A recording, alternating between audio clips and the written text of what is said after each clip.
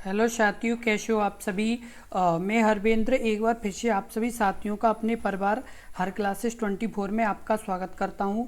आज बात करेंगे यूपीएसआई के संविधान के जो प्रीवियस ईयर के लगातार प्रश्नों की वीडियो कराई जा रही हैं, उन्हीं में ये अगली वीडियो है। और यदि आपने पिछली वीडियो नहीं देखी है तो इस वीडियो के डिस्क्रिप्शन में लिंक दिया हुआ है प्लेलिस्ट का, तो उन वीडियो को भी आप ज़रूर देखें, क्योंकि ये आपके यूपीएसआई एग्ज़ाम के लिए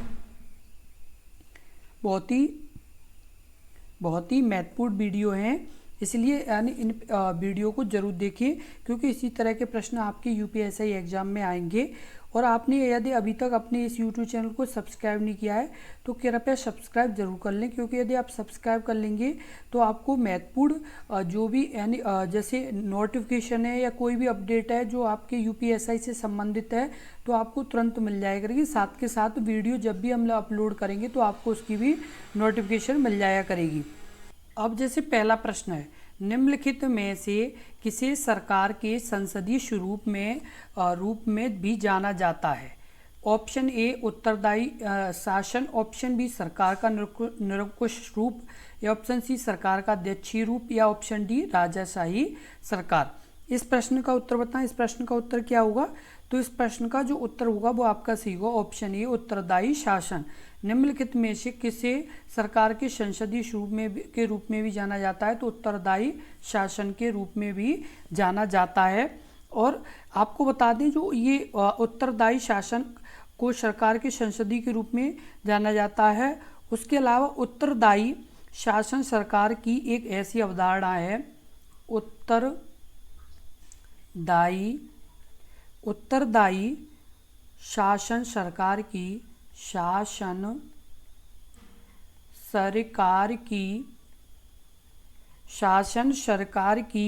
एक ऐसी अवधारणा है,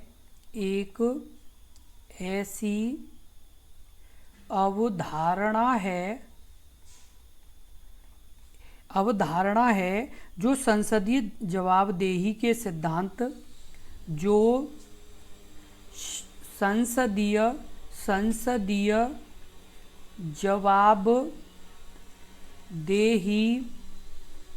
के सिद्धांत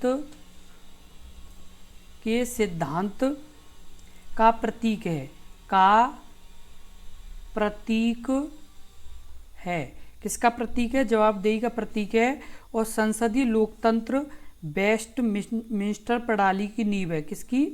संसदीय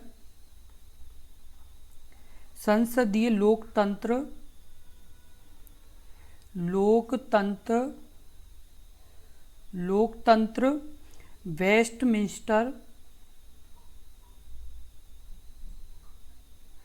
वेस्टमिंस्टर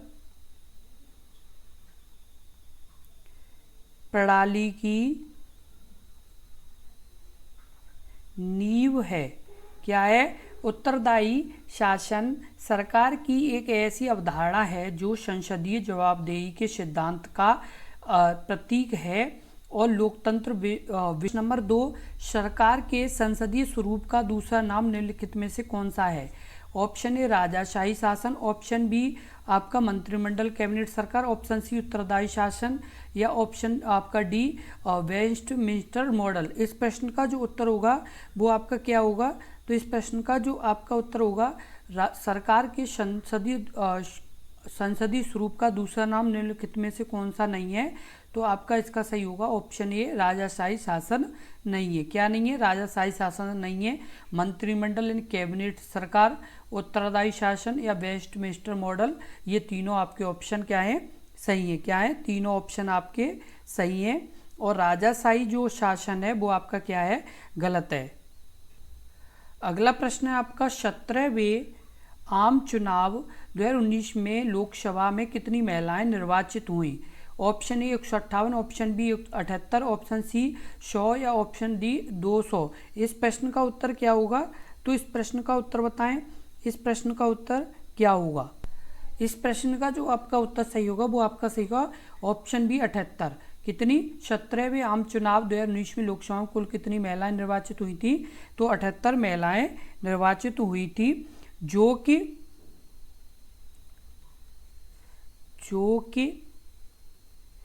14 प्रतिशत 14% का प्रतिनिधित्व करती, कितने का? 14% का प्रतिनिधित्व करती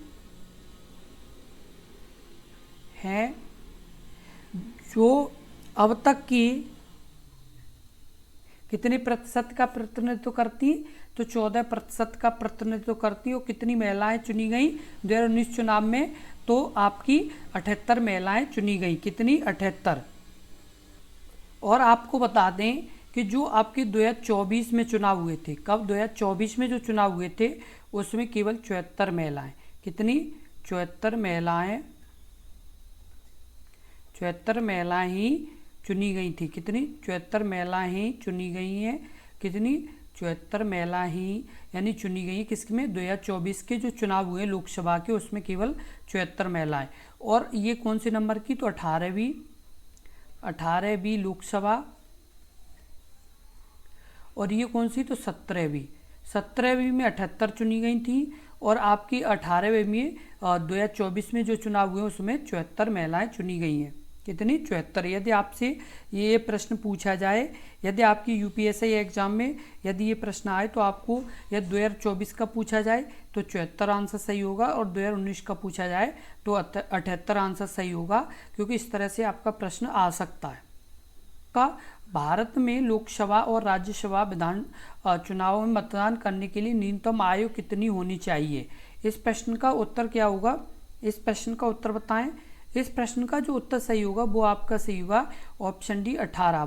कितना? भारत में लोकसभा और राज्यसभा या राज्य विधान चुनावों में मतदान करने के लिए न्यूनतम आयु कितनी होनी चाहिए? तो 18 वर्ष आपकी होनी चाहिए, तभी आप क्या कर पाएंगे? वोट डाल पाएंगे। और ये जो 18 वर्ष जो आयु की गई, 18 वर्ष आयु जो की गई वो आपके 61वें संविधान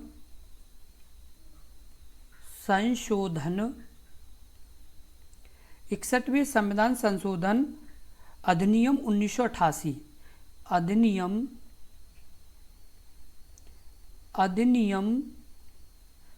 1988। कौन सा? अधिनियम 1988 द्वारा मताधिकार की आयु मताधिकार की आयु 21 वर्ष से घटाकर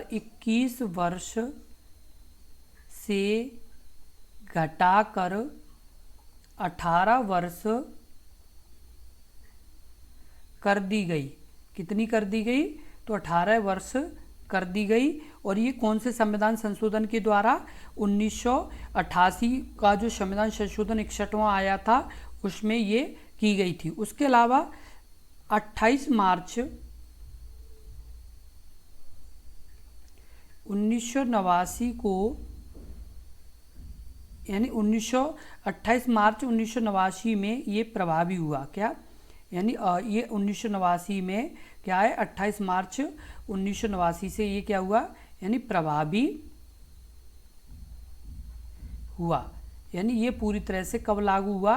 तो 28 मार्च 1989 को ये पूरी तरह से लागू हुआ था, जिसमें आपकी 18 वर्ष की आयु के जितने भी, जैसे 18 वर्ष की आयु के जो नवयुवक थे वो सभी यानी वोट डाल सकते।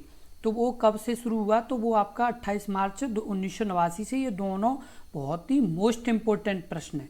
आप आज तक अपने वोट तो डालते रहे, लेकिन आपको ये नहीं पता है कि हमें जो ये जैसे 18 वर्ष की आयु से जैसे वोट डालने का जो अधिकार प्राप्त हुआ है ये कब से हुआ है, या जैसे जैसे हमारा देश आज़ाद हुआ था तब यानी कितनी एज के जैसे नवयुवक इसमें वोट डाल सकते थे।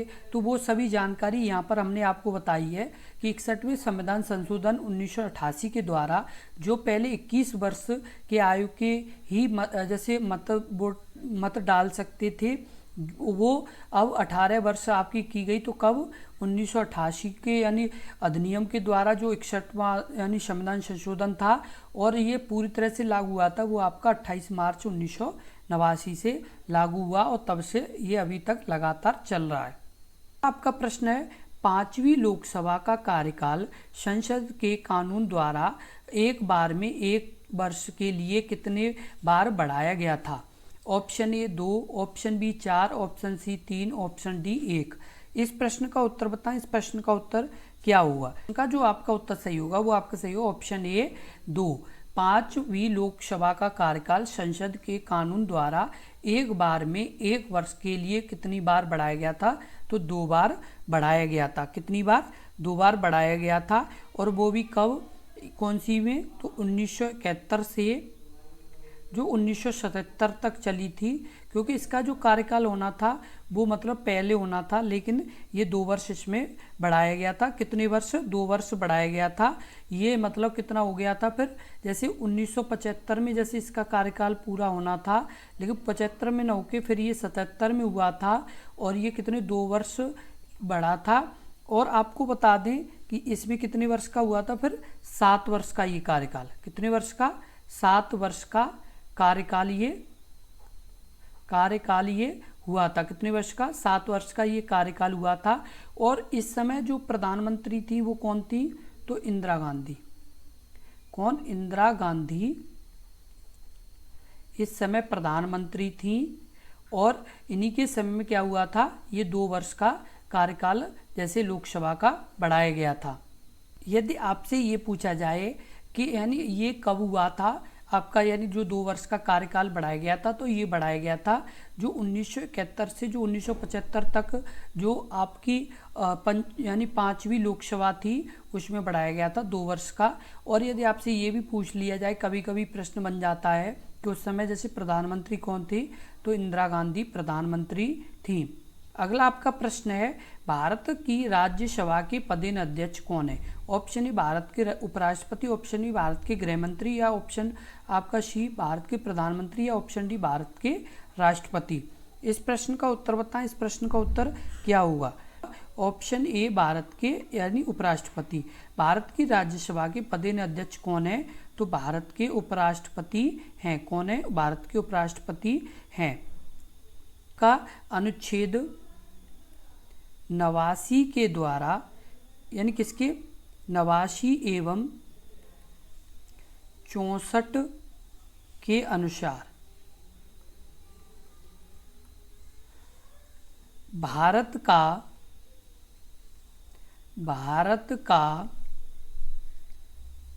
राज्यसभा, भारत का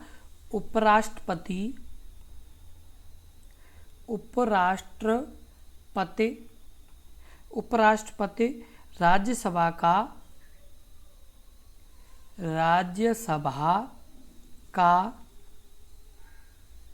पदेन सभापति होता है। पदेन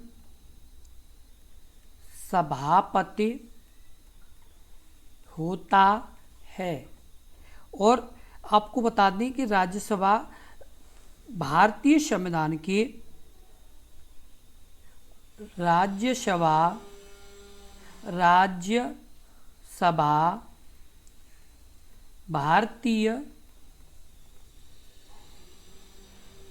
संविधान के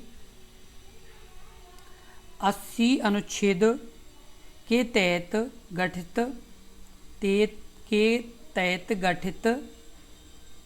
द्विसदनीय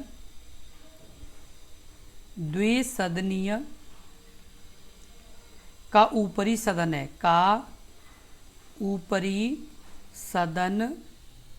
है। आपको बता दें कि अनुच्छेद 89 एवं 64 के अनुसार भारत का उपराष्ट्रपति राज्यसभा का पदेन सभापति होता है और राज्यसभा भारतीय संविधान के 80 अनुच्छेद के तहत गठित द्विसदनीय सदन का ऊपरी सदन है। जो प्रश्न है आपका वो 7 है। निम्नलिखित में से कौन लोकसभा के अध्यक्ष के चुनाव में भाग लेता है? ऑप्शन ए लोकसभा और राज्यसभा दोनों के सदस्य, ऑप्शन बी केवल राज्यसभा के निर्वाचित सदस्य, या ऑप्शन आपका सी केवल राज्यसभा के सदस्य, या ऑप्शन डी केवल लोकसभा के सदस्य। इस प्रश्न का उत्तर बताएं। इस प्रश्न का उत्तर क्या होगा? तो इस प्रश्न का जो आपका उत्तर सही होगा वो आपका सही होगा ऑप्शन डी, लोकसभा के केवल सदस्य। यानी निम्नलिखित में से कौन लोकसभा के अध्यक्ष के चुनाव भाग लेता है? तो केवल लोकसभा के सदस्य भाग लेते हैं। किसके? लोकसभा के सदस्य। और अनुच्छेद 93 में, किसमें? अनुच्छेद 93 में लोकसभा यथाशीघ्र अपने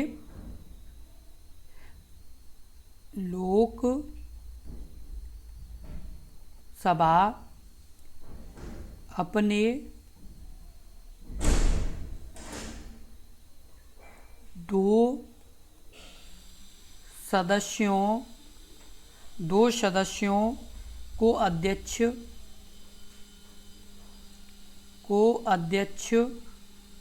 एवं उपाध्यक्ष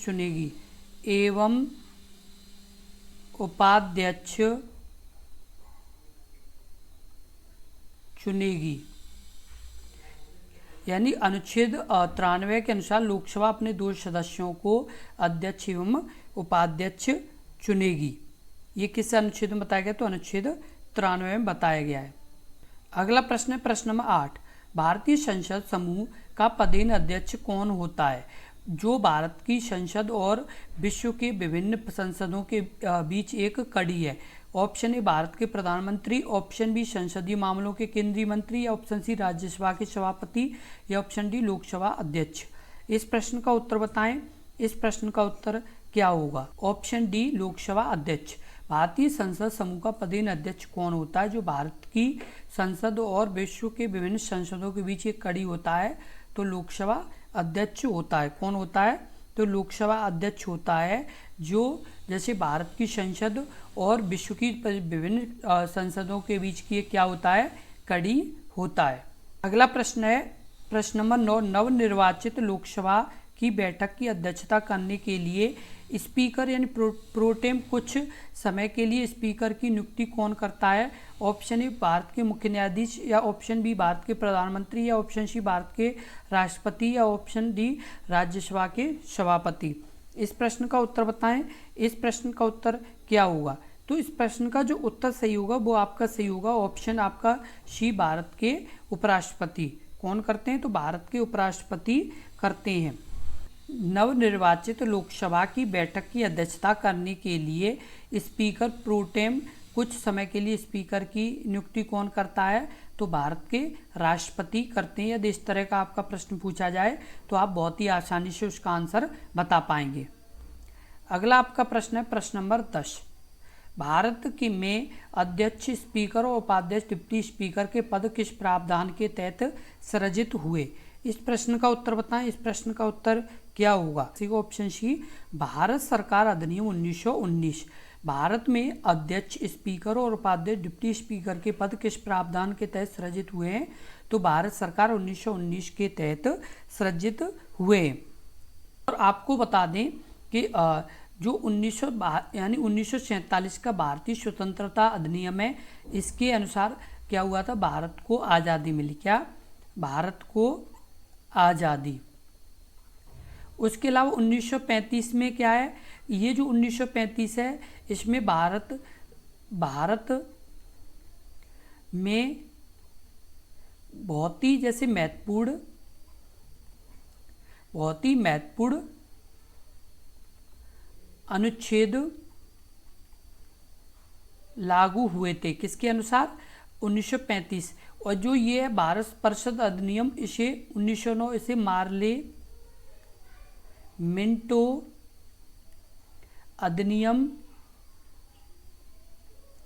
के नाम से जाना जाता है। किसके नाम से? मार्ले मिंटो अधिनियम के नाम से इसे जाना जाता है। भारत सरकार अधिनियम 1909 को यदि आपसे पूछा जाए मार्ले मिंटो अधिनियम किसे यानी अधिनियम कहा जाता है, तो भारत परिषद अधिनियम 1909 को। इसी तरह के बहुत ही महत्वपूर्ण प्रश्नों की लगातार वीडियो देखने के लिए अपने इस यूट्यूब चैनल को ज़रूर सब्सक्राइब कर लें, क्योंकि यदि आप सब्सक्राइब कर लेंगे तो इसी तरह के महत्वपूर्ण प्रश्नों की वीडियो आपको लगातार मिलती रहेगी, जो आपके यूपीएसआई एग्जाम के लिए बहुत ही महत्वपूर्ण रहेगी। और साथ के साथ यदि आपने अभी तक अपनी इस यूट्यूब चैनल को सब्सक्राइब नहीं किया है तो सब्सक्राइब जरूर कर लें और इस वीडियो को ज़्यादा से ज़्यादा शेयर करें, जिससे और भी अभ्यर्थियों को इस तरह के यानी प्रश्नों की जानकारी मिल सके। तो आप अपने यानी ज़्यादा से ज़्यादा, चाहे आपके पहचान में कोई हो या आपके दोस्त हों जो यूपीएसआई की तैयारी कर रहे हैं, उन सभी को इस वीडियो को ज़रूर भेजें। और यदि आपको वीडियो अच्छी लगी हो और अच्छे से समझ में आई हो तो वीडियो को लाइक ज़रूर कर दें। धन्यवाद।